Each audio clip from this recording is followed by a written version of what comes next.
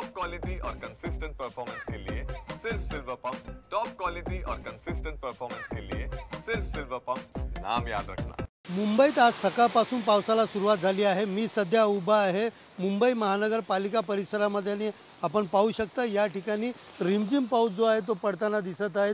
एकंदरीत पाहायला गेलं गेल्या आठवड्याभरापासून अवकाळी पावसामुळे राज्यात विविध ठिकाणी अनेक शेतकऱ्यांचं मोठ्या प्रमाणात नुकसान झालेलं आहे। अनेक ठिकाणी मुसळधार पाऊस हा पडत होता आणि त्यामुळे पिकाचे मोठे नुकसान झालेले आहेत। तर गेले 2 दिवसापासून मुंबईसह आसपासच्या इतर राज्यांना देखील हवामान खात्याकडून येलो अलर्ट देण्यात आला होता व मुंबई आणि आसपासच्या राज्यामध्ये वादळी वाऱ्यासह मुसळधार पावसाचा इशारा देखील हवामान खात्याने दिलेला। आज पहाटेपासूनच पडलेल्या या रिमझिम पावसाची ही सुरुवात झाली आहे। ढगाळ वातावरण असून या ठिकाणी मुसळधार पाऊस पडण्याची शक्यता ही वर्तवली जात आहे।